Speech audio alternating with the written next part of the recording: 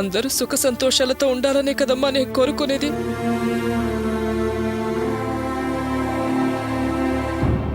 నేను ఎవ్వరిని వేరు చేసి చూడలేదమ్మా, ఎవ్వరిని తక్కువ చేయలేదు. చెప్పకూడదు కానీ నువ్వంటేనే నాకు కాస్త ఇష్టం ఎక్కువ, ప్రేమ ఎక్కువమ్మా.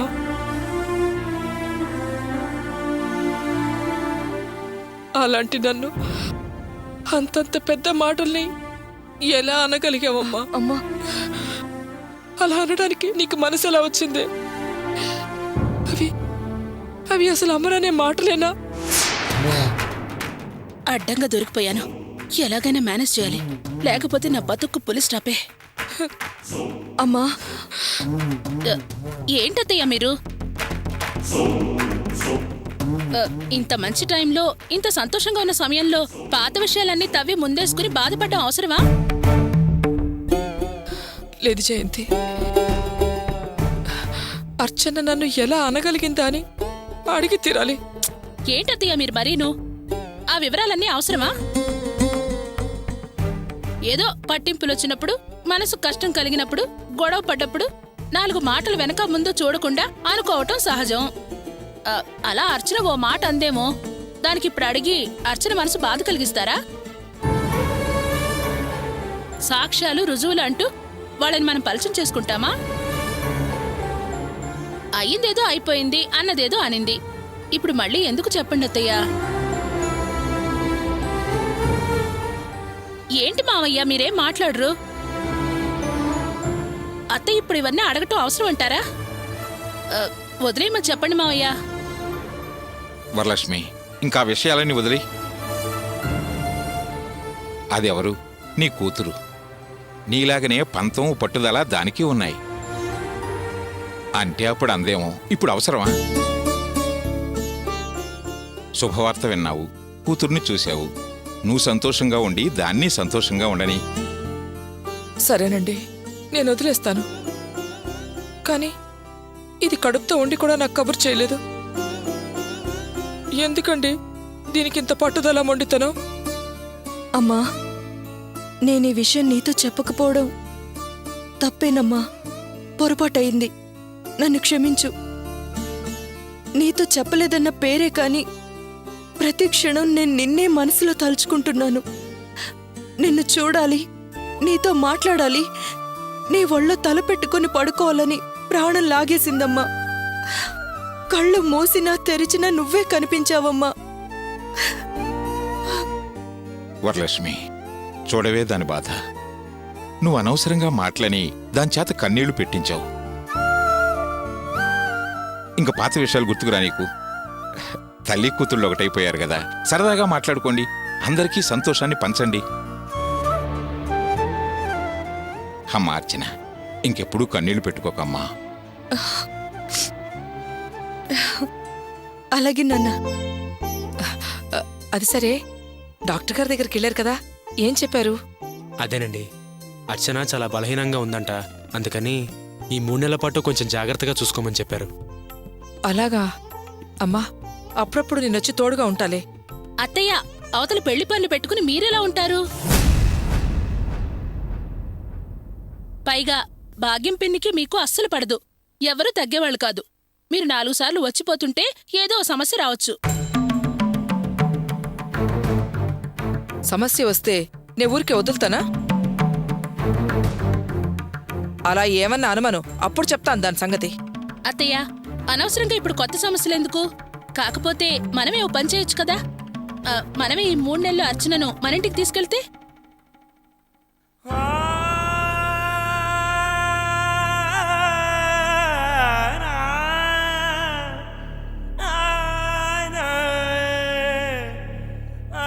మనం 4 అప్పుడు తనకు రెస్ట్గా ఉంటుంది.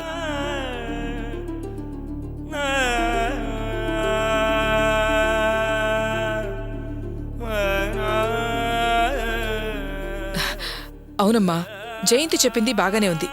ఏమంటావు తల్లి? వద్దమ్మా, నేనిక్కడే ఉంటాను. ఆయన నన్ను బాగానే చూసుకుంటున్నారు. నాకిక్కడేం ఇబ్బంది లేదమ్మా. సరేనమ్మా, నీ ఇష్టం. కావ్య పెళ్లి పనులు లేకపోతే నేను ఇక్కడే ఉండేదాన్ని. ఆ పనులు ఇప్పుడే చేసుకోవాలి కదా. జయంతి, ఆ పళ్ళు పత్రిక మీ మావయ్య గారికి ఏమ్మా? అలాగే అత్తయ్య. అల్లుడు గారు ఓ ప్లేట్ తీసుకురండి. ఒక్క నిమిషం.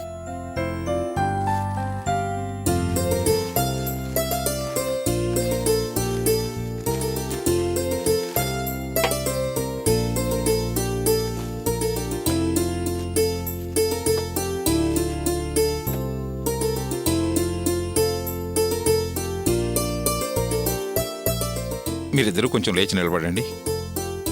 జాగ్రత్త. అల్లుడు గారు, మా రెండో అమ్మాయి కావ్యకి పెళ్లి. ఇంటికి పెద్దల్లుడుగా మీ దంపతులిద్దరూ వచ్చి శుభకార్యాన్ని దగ్గరుండి జరిపించాలి. ఖచ్చితంగా మీ ఇద్దరూ రావాలి. పెళ్లి బాధ్యతలన్నీ దగ్గరుండి చూసుకోవాలి. తప్పకుండా వస్తామండి. ఏం మార్చనా, నువ్వేం మాట్లాడవే? ఇంకా నా మీద కోపం పోలేదా తల్లి? నిశ్చితార్థానికి చేసినట్టు చేశారు, తప్పకుండా రావాలి. తప్పకుండా వస్తామండి. మీరంటున్నారు, కానీ నా కూతురు ఇంకా ఏ సమాధానమూ చెప్పలేదు. ఏంటమ్మా మాట్లాడు, ఇంకా కోపం తగ్గలేదా? నాకేం కోపం లేదు నాన్నా, తప్పకుండా వస్తాం. ఏం లక్ష్మి, ఇప్పుడు ఆనందంగా ఉందా? మ్మ్. మరి మేము బయలుదేరుతాం. మంచిదండి. వస్తాం. అలాగే వస్తామండి. వస్తాను అర్చన. గోపి. వస్తాను ఆరోగ్యం అర్చన. జాగ్రత్తమ్మా. ఏం సేటు, ఏం పిండే నువ్వు అమ్మింది? అందులో ఏం కలిపావయ్యా? నీ దగ్గర పిండి పట్టుకెళ్లి దోశలేసి మా ఆయనకి నా బిడ్డకి పెడితే వాళ్ళకి వాంతులు విరోచనాలు అయ్యి వాళ్ళని హాస్పిటల్లో జాయిన్ చేసావు. ఇప్పుడు ఏంటి పరిస్థితి? నేనేం చేసేదమ్మా? ఏంది? రోజు ఆ అబ్బాయి తెచ్చే పిండే కదా మీరు కొనుక్కుంటున్నారు. అదే పిండి నేను అమ్మాను. ఇప్పుడు బాగాలేదంటే నన్నేం చేయమంటారు? ఏంటయ్యా దారుణం? వ్యాపారం అని లాభమని డబ్బు కోసం గడ్డి తింటూ ఏది పడితే అది పిండిలో కలిపి అమ్మేటివేనా? ఏ మా ప్రాణాలతో చెలగాటమా? నేను చెప్పేది కాస్త వినండమ్మా. ఆ ప్యాకెట్లు నేను తయారు చేయటం లేదు. ఒక అబ్బాయి తయారు చేసి పిండి ప్యాకెట్ నాకేస్తే ఏదో నేను కమిషన్ అమ్ముతున్నానమ్మా, అంతే. ఏంటి సేటు బాధ్యత లేకుండా మాట్లాడుతున్నావు? కమిషను లాభం అని నాకు సంబంధం లేదంటావేంటి? నీ దగ్గర పిండి బాగుంటదనే కదా మేం కొనుక్కెళ్ళేది. ఎవరైతే తెచ్చిచ్చేస్తే అమ్మేస్తావా? ఇదేం న్యాయమయ్యా? ఏంటమ్మా న్యాయం ధర్మం అని మెత్తగడితే సమాధానం చెప్తాడా? గట్టిగా నరుగు గనక తగిలిస్తే కరెక్ట్ గా సమాధానం వస్తుంది. నువ్వు చెప్పింది నిజమే. చెప్పయ్యా, చెప్పు. సమాధానం చెప్పే. ఏంటయ్యా? సమాధానం చెప్పు. నమస్తే సేటు. అడుగో అతనే. రారా రా, సమయానికి వచ్చావు. ఈ గొడవంతా నీ మూలంగానే. నేనేం చేశాను సేటు? ఇప్పుడు దాకా పిండిలో ఏం కలిపావు నాతో గొడవ పెట్టుకున్నారు కదా. నా షాపును గుల్ల చేస్తామన్నారు కదా. ఇదిగో నా షాపుకు పిండి తీసుకొచ్చేసేది వీడే అడగండి. ఎరా, నువ్వు వేసిన పిండి బాగుంటదనే కదా ఈ దగ్గర కొని పట్టుకెళ్తున్నావు. నీ ఆశకి అందులో ఏదో కలుపుతున్నావు. అదే పిండి తిని వాంతులు విరోచనాలు అయ్యి హాస్పిటల్ పాలయ్యారు కదరా దుర్మార్గుడా. అయ్యో, నేనేం కలపలేదండి. మీరు వంట చేసేటప్పుడు ఏదైనా పడి పొరపాటు జరిగి ఉంటుంది. ఎరా, పొరపాటైతే ఒక్కరికే వస్తుంది, అందరికీ వస్తుందా? నీ పిండి తిన్న వాళ్ళందరికీ ఇదే సమస్య ఏందిరా?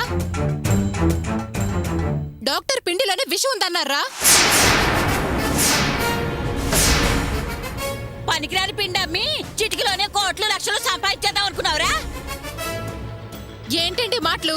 కరెక్ట్ గా 4 గంటలు తగిలిస్తే అప్పుడు ఒప్పుకుంటా.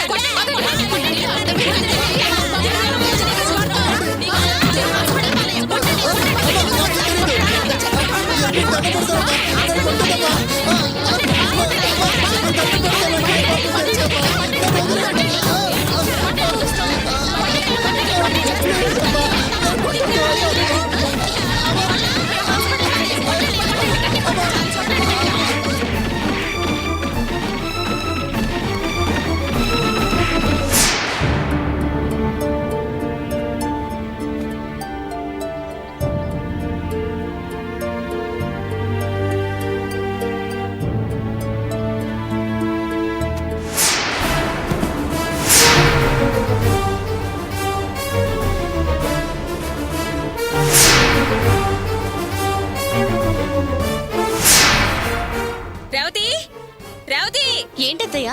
అదిగో అడు చూడు, నీ బట్టలన్నీ ఆవిడ గారు నేల మీద ఎలా పడేసిపోయిందో. అర్చన,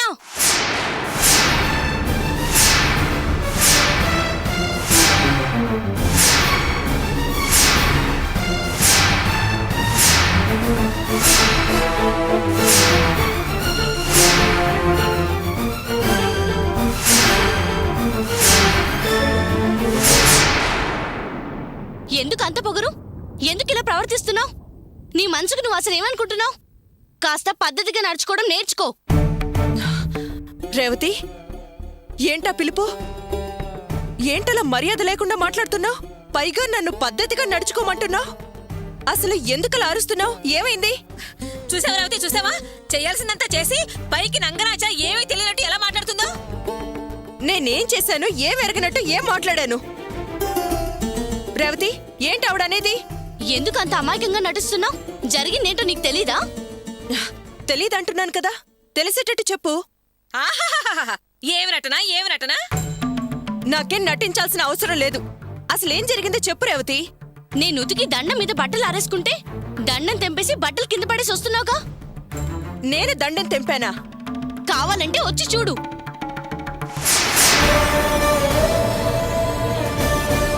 అయ్యో, సత్య ప్రమాణంగా నేను దండం తెంపలేదు. నీ బట్టలు కింద పట్టు నేను చూడలేదు రేవతి. ఊరికి దొరికిపోయేసరికి మాట మార్చాలని చూడకు. నావి మంచి మంచి బట్టలు కదా, వాటిని చూసి ఓర్చుకోలేకపోతున్నావు. ఓర్వలేనితనంతో కుళ్ళుకుంటున్నావు, అందుకే ఇలా చేశావు. అయ్యో రేవతి, ఏంటలా మాట్లాడుతున్నావు? నాకేం ఓర్వలేనితనం లేదు. అసలు నీ మీద నేను కుళ్ళుకోవడం ఏంటి? చాలా అన్యాయంగా మాట్లాడుతున్నావు. అత్తయ్య అప్పుడే చెప్పింది, నువ్వు చుప్పనాథ శూర్పనకవని, నిలువెల్లా విషయం ఓర్వలేనితనమని, తీయగా మాట్లాడుతూ గోతులు తీస్తావని. నీకు ఓర్వలేనితనం ఎందుకో తెలుసా? మేమేదో వ్యాపారం చేసుకుని చిన్న చిన్నగా డెవలప్ అవుతున్నామని నీ కళ్ళు చిటిచిటలాడుతున్నాయి. అందుకే ఆ రోజు ఫ్యూజ్ క్యారియర్ తీసేసి గ్రైండర్ నడవకుండా వ్యాపారం సాగకుండా చేయాలని చూసావు. నీ మొగుడు బండి అమ్మేశాడు, మా ఆయన కొత్తగా బండి కొన్నాడు, టీవీ కొన్నాడు. ఇలా కొత్త కొత్త వస్తువులు కొంటూ మెట్లెక్కుతుంటే నీకు గిట్టట్లేదు. మనసులో ఏదో కుళ్ళుకుంటున్నావు. అందుకే ఇలా చీప్ గా బిహేవ్ చేస్తూ నీ బుద్ధి నువ్వే బయట పెట్టుకుంటున్నావు. ముందు తెలియక ఏదో మంచిదాన్ని అనుకున్నాను, ఇప్పుడు తెలుస్తుంది అసలు నువ్వేంటో, నీ మనసు ఎలాంటిదో. చూడు రేవతి, అనవసరంగా నోటికొచ్చినట్టు మాట్లాడుకో. మీరు బాగుపడితే సంతోషించే మొదటి వ్యక్తి నా భర్త. వాసు బాధ్యతతో మెలుగుతుంటే మనసులోనే సంతోషపడ్డాం. మాకేం ఓరలేనితనం లేదు, ఎవరిని చూసి కుళ్ళుకోం. నలుగురి మంచి కోరే వాళ్ళమే కాని ఆ నలుగురి దగ్గర నుంచి మేమేం ఆశించం. అబ్బా, ఎంత తియ్యగా మాట్లాడుతున్నావే! మేకతోలు కప్పుకున్న నక్కలాంటిదమ్మా ఇది. దీని మాటలు నమ్మకమ్మా. ఆరేసిన బట్టలు కింద పారేసి ఏమి ఎరగనట్టు ఎలా మాట్లాడుతుందో చూడు. ఎందుకే ఈ మాటలన్నీ? వెళ్ళి ఆ కింద పడేసిన బట్టలన్నీ ఉతికారేయ్. నా వల్ల కాదు. చూసావా రావతి ఎలా మాట్లాడుతుందో? ఎంత పొగరు కాకపోతే అలా అంటుంది. ఎందుకు నీ వల్ల కాదు? ఉతికారేసిన బట్టల్ని కింద పడేసి నువ్వే కదా. మర్యాదగా ఉతికారేయ్. దయచేసి అర్థం చేసుకో రేవతి. నన్ను ఏ పని చేయకూడదని డాక్టర్ చెప్పారు. ఇంటి పనంతా ఆయనే చేసి వెళ్లారు. నీకు తెలుసు కదా, నా బట్టలు కూడా ఆయనే ఉతికి ఆరేసి వెళ్లారు. నీ బట్టలు నేను ఎలా ఉతకగలను చెప్పు? అలాగైతే ఈ బట్టలన్నీ మీ ఆయన్నే ఉతుకమని చెప్పు. రేవతి, ఏంటి అరుస్తున్నావు? నువ్వు ఉతకలేనంటున్నావు. నీ పనులన్నీ మీ ఆయనే చేస్తున్నాడంటున్నావు కాబట్టి నీ మొగుడినే ఉతికారేమంటున్నాను. మర్యాదగా మాట్లాడు రేవతి, లేకపోతే నేనేం చేస్తానో నాకే తెలీదు. ఆయన నీ బావగారు, మర్యాదగా మాట్లాడు. నీ బట్టల్ని ఆయన చేత ఉతికించాలా? ఎంత ధైర్యమే అలా మాట్లాడడానికి? ఎందుకే అంత నిలుగుడు? భర్త అంట భర్త, సిగ్గు లేకుండా నీ బట్టలు ఉతికి ఆరేసే ఆడింగోడు దీని బట్టలు ఉతికితే తప్పేంటే? నీ వల్ల కాదు అంటున్నావు కాబట్టి వాడితో ఉతికి ఆరేయించవే. మీరు 1,00,000 మాటలు అనుకోవచ్చు. మిమ్మల్ని నోరారా అమ్మా అని పిలిచిన వారు మీరు కనకపోయినా మీ కొడుకే కదా. రేవతి మెప్పు పొందాలని మీరు ఆయన అవమానపరిచే మాటలు మాట్లాడకండి. చాలే ఆపవే, ఇలాంటి నాటక మాటలు మాట్లాడుకు. వాడు నన్ను అమ్మాని పిలిచాడంట, కనకపోయినా కొడుకేనంట. నేననుకుంటే కదే కొడుకని. అయినా అందరినీ విడదీసుకొని తీసుకెళ్ళావు కదే, అప్పుడెక్కడికి పోయాయి ఈ వరుసలు బంధుత్వాలు? చూడు, మర్యాదగా వాడొచ్చాక దీని బట్టలు ఉతికి ఆరేయమను. రేవతి, ఆవిడేదో తెలిసి తెలియక మాట్లాడుతున్నారు. కానీ నువ్వు చదువుకున్న దానివి. ఇంత చిన్న విషయాన్ని ఎందుకంత పెద్ద చేస్తున్నావు? అలాగా, ఇది చిన్న విషయమా? ఆ రోజు మా ఆయన చూడకుండా క్యారియర్ కి చెయ్యి తగిలి అది కింద పడితే దాని పెద్ద చేసింది ఎవరు? దాని చిన్నదని నువ్వు వదిలేయలేదు కదా. పొరపాటుగా తగిలిందంటే నువ్వు వదిలేసావా? ఇప్పుడు నేనెందుకు వదిలేయాలి? నా బట్టలు ఆయన ఉతుకుతుంటేనే నేను తట్టుకోలేకపోతున్నాను. ఇప్పుడు నీ బట్టలు ఉతకమని ఎలా అనగలను? అర్థం చేసుకో రేవతి. నేను పని చేయకూడదని డాక్టర్ అన్నారు. లేకపోతే నీ బట్టలు నేనే ఉతికి ఆరేసేదాన్ని. నేను కష్టపడితే పిండం కరిగిపోతుందని డాక్టర్ అన్నారు. ఆహాహాహా! పని చేస్తే పిండం కరిగిపోతుందంటే నమ్మేయడానికి మేమేం పిచ్చోళ్ళం కాదు. నేను 2 పిల్లల్ని కన్నాను, గొడ్రాళ్ళేం కాదు.